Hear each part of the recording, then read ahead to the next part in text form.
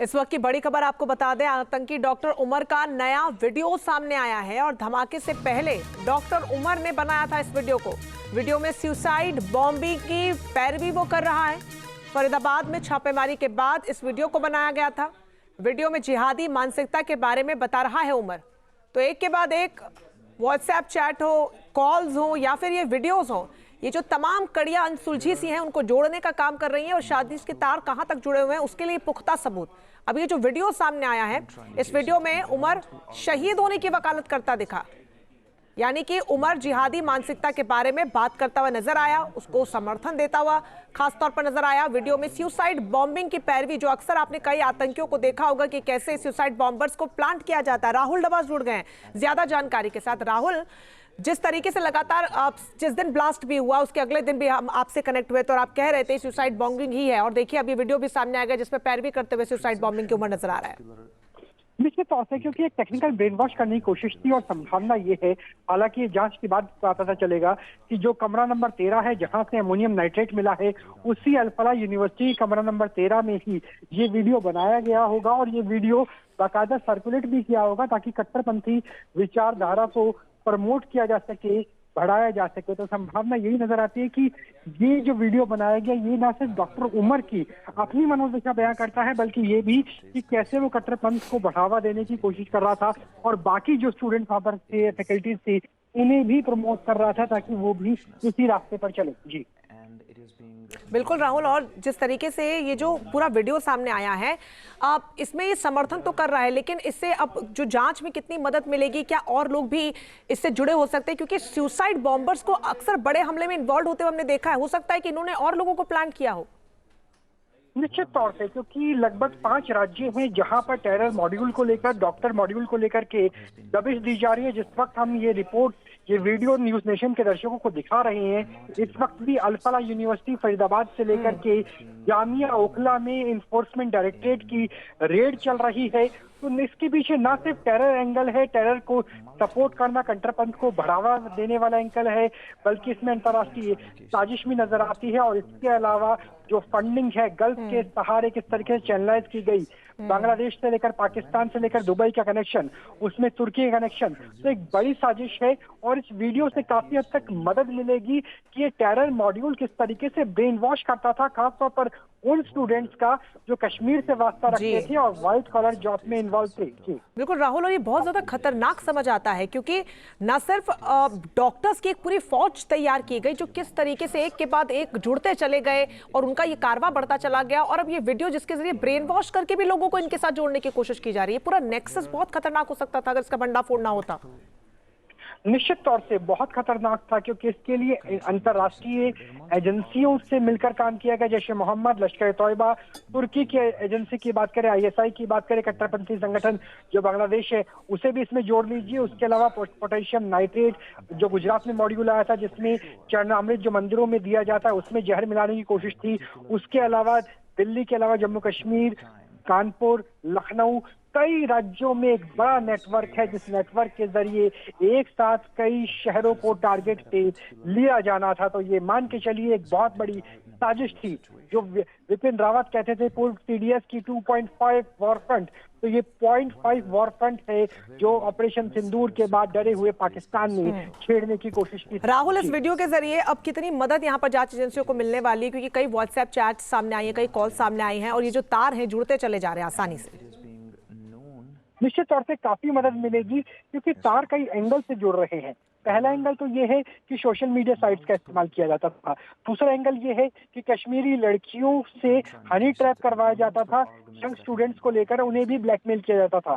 तीसरा एंगल ये है कि कई ऐसे एप्लीकेशन का इस्तेमाल किया जाता था जिसमें OTP की जरूरत नहीं थी, यानी इंटरनेट प्रोटोकॉल अगर VPN यूज करते हैं तो पता नहीं लगाया जाएगा, मोबाइल नंबर और ईमेल ID को ट्रेस नहीं किया जा सकता। तो एक बड़ा नेक्सस है। और इस वीडियो के जरिए, इस वीडियो के जो ट्रेसिंग है, ये वीडियो कहाँ बनाई गई, किससे शेयर की गई, उसका जियो टैगिंग लोकेशन क्या रहा होगा जब इस वीडियो को बनाया गया, तो बहुत सारी ऐसी चीजें हैं जो केवल वीडियो के जरिए ही कोई फॉरेंसिक एक्सपर्ट, साइबर एक्सपर्ट निकाल के दे सकता है। एजेंसियों के लिए एक बहुत बड़ा सोर्स ऑफ इंफॉर्मेशन बनता हुआ नजर आएगा भविष्य की इन्वेस्टिगेशन को लेकर के।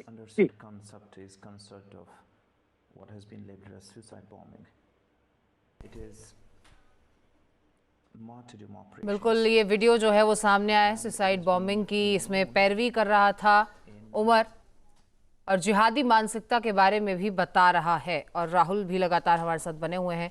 राहुल, इस वीडियो की अगर बात की जाए तो और क्या कुछ तफसीलात इसके बारे में सामने आए हैं? कहाँ से ये वीडियो बनाया गया था, कहाँ रिकॉर्डिंग हुई है, इसके बारे में कोई जानकारी?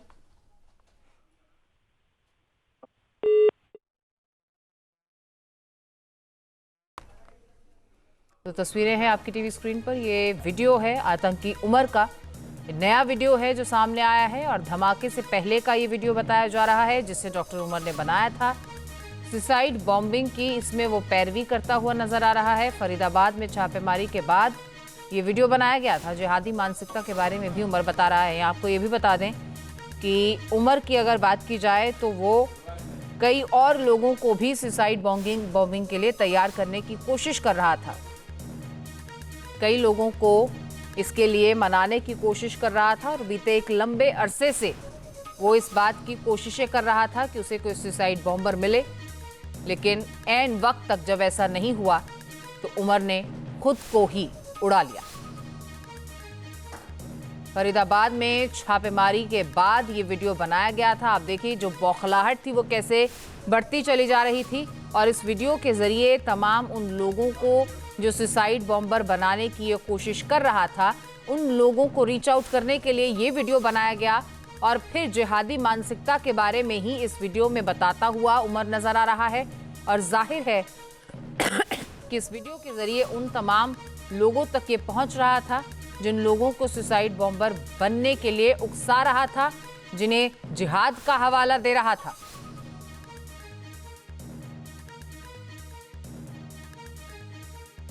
तो धमाके से पहले तक आतंकी उमर की एक कोशिश थी कि उसे कोई और सुसाइड बॉम्बर मिल सके ताकि उसे अपनी जान ना गंवानी पड़े। सुसाइड बॉम्बिंग की पैरवी तो करता रहा लेकिन किसी और को सुसाइड बॉम्बर बनाना चाहता था। उमर के बारे में पहले भी ये जानकारी सामने आ चुकी है कि उमर एक शख्स के राब्ते में था और उसे एक लंबे वक्त तक सुसाइड बॉम्बर बनाने के लिए वो राजी करता रहा। कई कोशिशें की गई लेकिन सुसाइड का जब उस शख्स को कहा गया तो उसने इसे इस्लाम में हराम बताया और ये कहते हुए उसने इस सुसाइड बॉम्बिंग से मना कर दिया। एन वक्त तक उमर उसे मनाता रहा लेकिन इसकी कोई भी कोशिश रास न आई और अंत में उमर को खुद ही सुसाइड बॉम्बर बनना पड़ा। अब देखिए किस तरीके से ये मानसिकता उस पर हावी थी कि फरीदाबाद में एक तरफ जहां छापेमारियां चल रही थी वहां दूसरी तरफ उमर ये वीडियो बना रहा था और उन तमाम लोगों तक रीच आउट कर रहा था जिन्हें वो सुसाइड बॉम्बर बनाना चाहता था। राहुल अब्बास लगातार बने हुए हैं। राहुल, लोकेशन को लेकर कुछ जानकारी मिली है? कहाँ ये वीडियो बनाया गया, कैसे ये वीडियो बनाया गया? क्योंकि फरीदाबाद में जब छापेमारियां हो रही थी तो दूसरी तरफ बौखलाहट में ऐसे कदम उठाए जा रहे थे।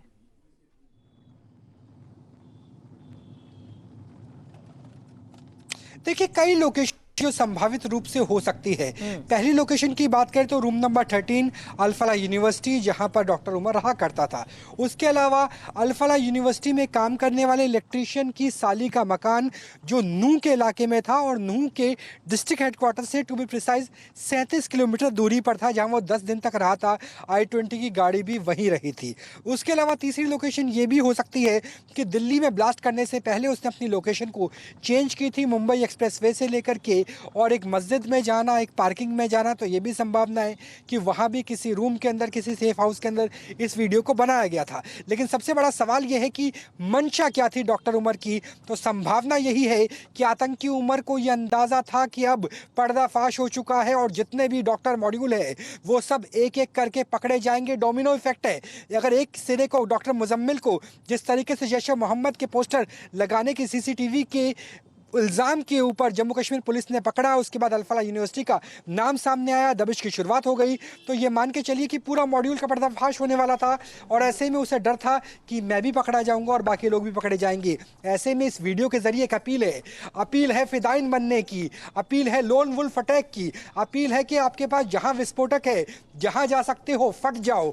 तो ये एक बेहद खतरनाक स्थिति है जो इस वक्त नजर आ रही है, क्योंकि ISIS खुरासान मॉड्यूल की शय पर यह चीज की गई है। क्योंकि खुरासान मॉड्यूल और ISIS यानी जो इराक में सीरिया में होता था, उसी तरह की कोशिश भारत के अंदर की भी करने की थी, अगर वीडियो की अपील के ऊपर ध्यान दे, अगर डॉक्टर के अल्फाज के ऊपर ध्यान दे तो। जी बिल्कुल जाहिर तौर पर। लेकिन अगर बात की जाए सुसाइड बॉम्बिंग की, तो राहुल इससे पहले भी ये जानकारी मिली थी कि एक शख्स था जिसके राब्ते में उमर था और कईयों के ऐसे राब्ते में था जिन्हें वो सुसाइड बॉम्बर बनाना चाहता था या सुसाइड बॉम्बर बनने के लिए प्रेरित कर रहा था और कई तरीके की ऐसी बातें उन लोगों से कर रहा था।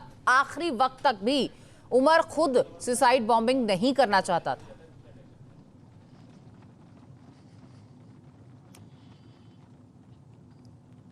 निश्चित तौर से, क्योंकि उमर एक तरीके से मिडल मैन के तौर पर था।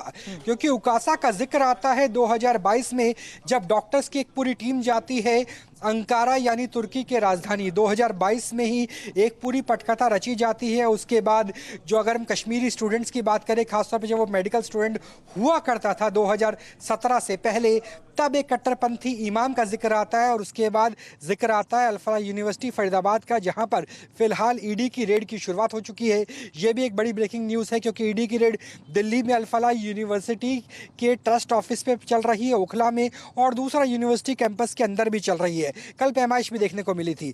तो यानी अब मान के चलिए कि कम से कम 15 ऐसे, जो हमें NIA के सोर्सेज बता रहे हैं, 15 ऐसे डॉक्टर्स हैं जो डॉक्टर्स फिलहाल फरार हैं, जिन्होंने अपने मोबाइल को ऑफ कर दिया है, जिन एप्लीकेशन क्रिप्टो एप्लीकेशन का इस्तेमाल किया जाता था उसे भी बंद कर दिया है, अनइंस्टॉल कर दिया है, यानी डिजिटल सिग्नेचर को अपने जीरो कर दिया गया है ताकि इंटेलिजेंसीज वहां तक ना पहुंच पाए, खुफिया एजेंसियों को कोई ट्रेस आउट नहीं हो पाए। तो क्या इन 15 में से कुछ ऐसे भी थे जिनके पास ये वीडियो पहुंचा था? इन 15 में से कुछ ऐसे भी हो सकते हैं जिनके पास किसी तरह का विस्फोटक हो, किसी तरह का रसायन हो, क्योंकि लगभग 80 लोगों से पूछताछ हुई है।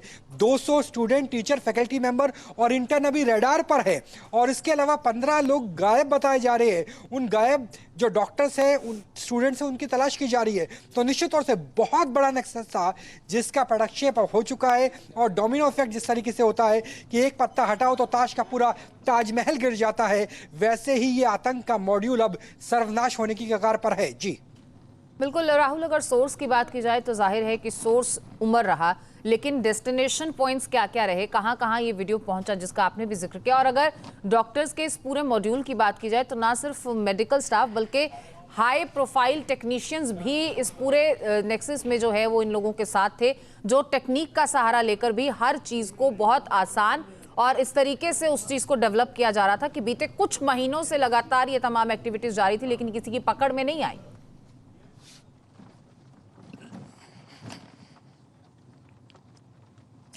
निश्चित तौर से, क्योंकि इस बार जो इस्तेमाल किया जा रहा था कच्चा माल वो बहुत आसानी से मिल सकता है। यानी जो आप नेल पेंट का रिमूवर के लिए थिनर का इस्तेमाल करते हैं, सिर्फ उससे TATP बनाया जा सकता है, जिसके ज़रिए पेरिस में भी धमाका करने की कोशिश की गई थी और वो TATP के ट्रेस आउट मिले थे डॉक्टर उमर की गाड़ी के आगे वाले पहिए के, राइट पहिए के नीचे जो जूता था उसके अंदर। यानी थिन रिमूवल से, हेयर रिमूवल से या फिर नेल पेंट के रिमूवल से। उसके अलावा अगर हम यूरिया की बात करें या फिर NKP की बात करें, राहुल आप चलिए नजर बनाए रखिए। बहुत एक शुक्रिया आपका इस पूरी जानकारी के लिए। तो तमाम तफसील के साथ फिर से आपसे